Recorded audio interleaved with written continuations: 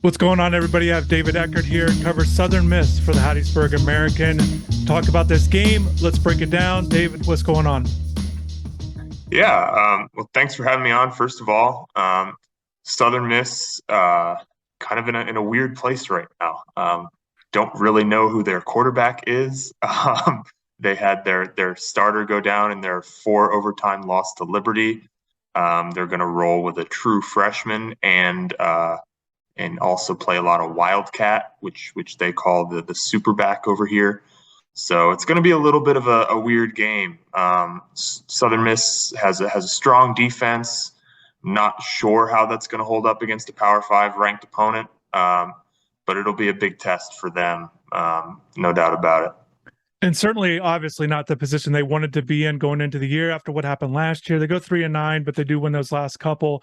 You touched on the loss, the 29-27 4 overtime loss to Liberty. And that's why I want to start about is this quarterback situation. We will certainly get into Frank Gore Jr. A lot of excitement about him returning back to Miami. You touched on the quarterback with Zach there. Also, can maybe an update on Tykees, just kind of where they are going into this game at this point in time. 4 players threw passes in last game. So just kind of an update. Let's start with the quarterbacks. Sure. We're recording Wednesday, and that's the last day that I'll have access to practice of the week. So as of Wednesday, Ty Keys had not done any live action, one-on-one, 11-on-11 reps in practice. He took, I don't know if your viewers will have seen it, but he took a helmet to the chin against Liberty, like really late, nasty shot that knocked him out of the game in the first half. So my gut instinct is that he will not play. And you're going to see Zach Wilkie, who's a true freshman. He hasn't played at the collegiate level yet. Really talented kid. Like, he can sling it. There's not a lot of throws that he can't make. He's pretty mobile. The question with him is just, is he at a point yet in his development where he's able to mentally keep up with the college game? And obviously, doing that on the road against the top 15 opponent is going to be a challenge for him, which I think is probably why you're going to see a lot of the superback Wildcat stuff mixed in. And Coach Hall talked about, just kind of listen to his comments about Zach, and it's tough. He said true freshman, it's tough to know when to put him in there. Last game, they go with Trey there, the veteran guy there. Yep. When they needed to before they really make that push to the superback there. But more on Zach, what do you know about him? You touched on the talent there. What has he shown since he's been at Southern Miss, but also as a recruit? What kind of guy was he? Yeah, I mean, the way that Southern Miss recruits is Southern Miss does not. If there's a talented kid in Mississippi that is not getting hoovered up by the 2 SEC schools here, Southern Miss wants him, and that's kind of what Zach Wilkie is. He didn't get those offers from the high major schools, but very clearly he's talented. I kind of touched on it a little bit, but I mean, I have a little bit of experience covering a Power 5 program, and his arm talent would not look out of place there. He's a mobile kid. He can make plays with his feet. He's been playing against the 2s and the 3s in practice, all season, or all preseason. So that comes with a little bit of a caveat, but he's been playing against the 1s this week, and he's looking pretty good. So I think he's going to be a pretty good quarterback at this level. I don't know if that's going to show up immediately in a game like this. It certainly will be interesting. Miami's looking to get after the quarterback more. The scrambling quarterbacks struggled in that opener against Bethune-Cookman and pieces. Although Miami comes out with a big win, though, I asked Coach about that this week, just about how they want to be a little bit better, rushing the passer. And certainly, if you've got a young quarterback, regardless, if Keys does get in there, if he does get cleared, he's a young guy too. So Miami's defense, particularly on the defensive line, certainly wants to get after the quarterback a little bit better than they did that first game. You touched on the superback. Why is it so effective? And let's talk about Frank Gore Jr., because he's also a guy that can, if they want to shift to, he's going to be handling a majority of that. What can you say about Frank? And essentially, I remember watching him when he was at Killian down here in Miami. He ran that Wildcat offense there, a game I went to there. So he does have some experience before he got to Southern Miss. But what makes him effective running it? And then we'll get into his skills as a rusher there, because he had that monster game in the opener, 178 and 2 touchdowns. Yeah, I mean, there's a ton of, just like any Wildcat. I mean, you guys had the original Wildcat down there with the Dolphins, right? And there's a ton of window dressing. There's a lot of misdirection. It's there's a lot of reads to be made with it. It's not like, let's just run it up the gut every time. It's not quite that simple. So I think they do a good job disguising what they're doing. Um, and look, we'll get into it later, but Frank Gore Jr. is a good running back. So if you're going to have a guy carry the ball that often, um, you could do worse. So, and the other thing too is he's got a little bit of a passing threat, as you kind of alluded to. He played a lot of quarterback in high school. I think he's got 4 passing touchdowns at the collegiate level. Like he threw a deep ball over the middle against Liberty to, I think it was Jacarius Caston, for maybe about 40 yards, 45 yards. So, you can't totally sell out. If you're going to play cover 0 against it, he can make you pay. But yeah, they do a good job scheming with it. I think they're going to be able to be a little bit more advanced in the scheme this week. I kind of asked Will Hall about that today. Like they can do more with it because they're expecting to use it, right? They weren't necessarily expecting to play the entire second half against Liberty that way. So I'll be interested to see what kind of creativity they can do there. But yeah, it's a well-designed package. And it's certainly going to be interesting how Miami defends it, because it's not something they see a lot. Certainly ACC play, we've not seen that in quite some time. You touched on the Dolphins there, and obviously, getting that from McFadden there. But, just kind of looking at Miami's scout team, they just don't have a guy, it's hard to replicate a guy like Gore. The guy that was replicating him, emulating him this week was Terrell Walden, the second walk-on running back with a lot of speed. He scored a touchdown. So he was handling the scout team duties wearing that number 3 jersey this week.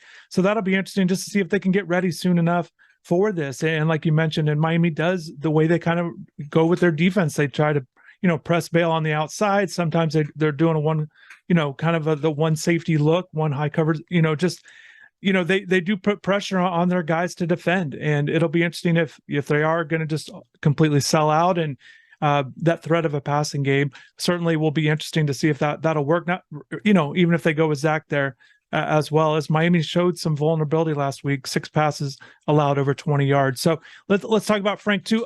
One thing, and I know Miami fans are watching this and checking it out, and they really want to know how did Frank Gore Jr. end up at Southern Miss? Why is he not at UM? I think that's just a simple question. But talk about his progress as a player since he's been in Hattiesburg there. Leads the team in rushing those first couple of years. Looks like it obviously do it again this year. But talk about it, maybe his growth as a player. Yeah, I mean, that I was talking to Jordy Joseph, the running backs coach here, a little bit about this yesterday, and he's not a guy with blazing speed. He's a smaller guy. He's not going to just totally truck you, but he's got that short area quickness that's just vital to play running back at a high level in college football. And I think you really see it. He had one rush around the left edge for a touchdown against Liberty. I think it was like 45 yards, where you can see him he's in that little phone booth. He makes a man miss, and he's gone. So, I think that's what he does really well. The other thing that I don't necessarily think a lot of folks realize, and actually I wrote about this, I have a story coming out tomorrow about it, is Frank Gore Jr. is like a vital part of the overall change that Will Hall is trying to execute here. And a lot of that is cultural.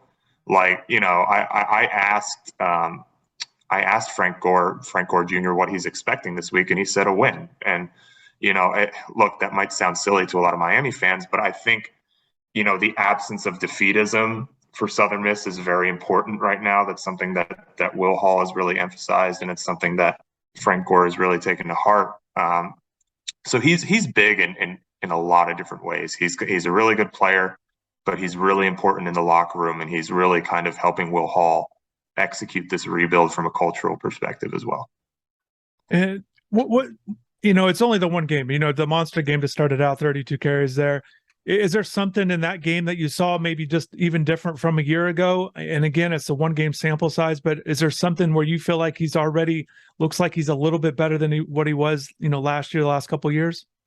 Well, I think, that it was probably the volume, right? I mean, he got 32 carries. So, obviously still a really big game for him, but maybe the 180 yards or whatever it was, maybe a little bit deceiving. But yeah, I mean, again, he wants the ball. He's gotten faster. That's something that Jordy Joseph said. He has improved his speed. Um, he's gotten stronger. Like his body is one that can absorb 32 hits in a game. So I expect him to carry the ball a lot on Saturday. I think they're going to try to take the pressure off the quarterback. I think they're going to try to shorten the game a little bit, with the running game. So I would expect to see something similar. I don't know, if he's going to be quite as efficient. Maybe he is. But, yeah, as a player, there's not too many drastic changes to point out. I just think he's, kind of having that standard progression that you have as you get older within college football. We touched on, the 3-9 last year and what Coach Hall's trying to do to get this thing back going again there. The 4 overtime loss. Do you get a sense on kind of where this team is coming into this game? Just 0-1 on the season, but a 4 overtime loss is obviously disappointing there. Maybe just the mindset of this team. You touched on Gore, they're he's certainly looking for a win in this one. Can you kind of get a sense on kind of with where this team is going into the game? Yeah, I think they're in a pretty good place because I think, again, I'm conscious of the fact that I'm speaking to fans of, a top 15 program in college football, but at the group of 5 level, like Liberty is a really good team. Liberty has won 26 games in the last 3 years. So when, you're a team like Southern Miss who really didn't have any success last season, you're able to take a program like that to 4 overtimes in a game that you probably win if you don't have 5 silly turnovers. I think there are some positives to be taken from that, and I think that's the way that the coaching staff is going with it. This is a group that is like as determined to be positive as any group that you'll come across in college football. So that's not necessarily a surprise to me. But yeah, I think they're fine mentally. I think they're disappointed that they let one get away because that's really what happened. They fumbled twice inside the 5-yard line, threw 3 interceptions. It's a game that they should win. That's the game that they had won. But yeah, I think mentally they're still in a pretty good place, really. And certainly I want to flip it to defense here in a second. But before we I want to wrap up the offense with Jason Brownlee. It just seems like an intriguing player with what he did last year. You touched on we're looking at this quarterback situation a little differently going in the game, but Jason's a guy looks like he could be a threat there. What can you say about him and maybe a skill set and opportunities, if it's not a lot, but certainly a guy that it seems like can make plays out there, a receiver? Yeah, definitely. I mean, he's got great size. You look at him like he would not look out of place at any program across college football. He had opportunities to pursue, a career at a higher level this offseason that he did not take. He's a big guy. He's going to make plays. I think he's 6'3", if memory serves. He's going to make plays down the field if they're available to him. Again, you kind of touched on it though. He only had 1 reception in the last game. Southern Miss's wide receivers collectively touched the ball 4 times, in the last game. It's a question of, does he have the platform to make those plays? And I'm not sure, especially against this quality of opponent, whether he's going to get that. We'll see. But yeah, I mean, if he's put in the right situation, he's absolutely a kind of guy that can, make plays. No doubt about it. And certainly Miami going to this one, they get the win there against Bethune-Cookman, and you got to look ahead to Texas A&M. And I think Miami, this is a pivotal game. Obviously, you want to play well, but they've got to play well to make sure that they're ready for next week as well. And I think that there's some things offensively for Miami that they want to make sure they can tighten up on in terms of the passing game, getting some receivers, some confidence. They're looking to get Jalen Knight and running back in the mix, and we'll see how Zion Nelson fits in as well. I think both of those guys will play just because they've got to get in there and be ready for the game in College Station. But the resistance, the Southern Miss defense, that'll be something to watch for in this one. Miami is expecting a tougher game than they had last week. What about this defense? I know they had the 3 picks, but the yards piled up in a hurry there in the game. Well, what do you make of this defense? And essentially, when it's going well for them, what are they doing well as a defense? Yeah, well, this is a defense that likes to they're very diverse in what they do. Austin Armstrong, who I believe is still the youngest defensive coordinator in FBS football. He definitely was last year. I'm not quite sure if he still holds that, but he's really sharp. He's just again, last season, this was a defense that was put in bad position after bad position constantly by an offense that just couldn't stay on the field. And games, and again, I thought their performance was pretty solid against Liberty.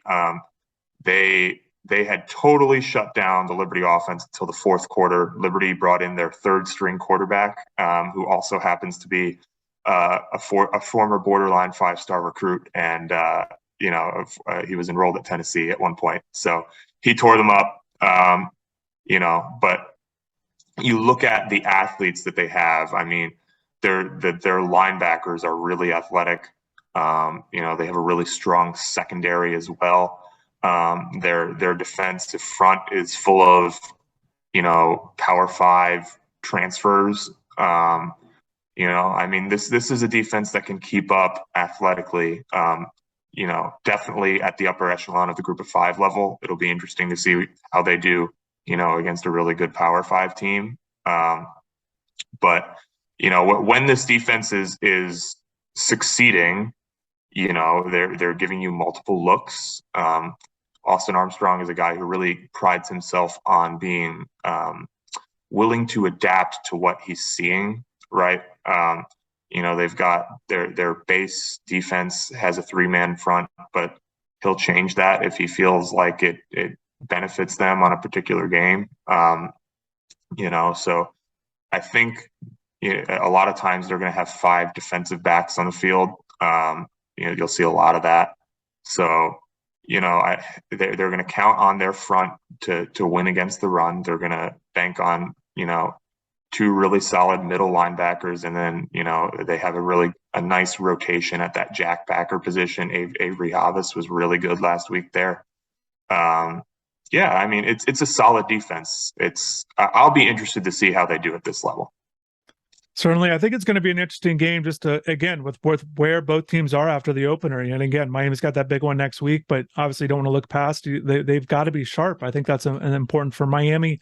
Every game matters the way it all shakes out. So, and obviously Southern Miss is trying to get back on that winning way and come up with a big win and play well again, and try to get that, even up there, but also, trying to figure out their quarterback situation. And, a lot of these coaches, and we're going to wrap this up, but, maybe Zach, they'll find out, sometimes you don't know what you have until they get out there and the lights come on. So David, I appreciate you taking the time to do this. Time is valuable. And thanks again, man.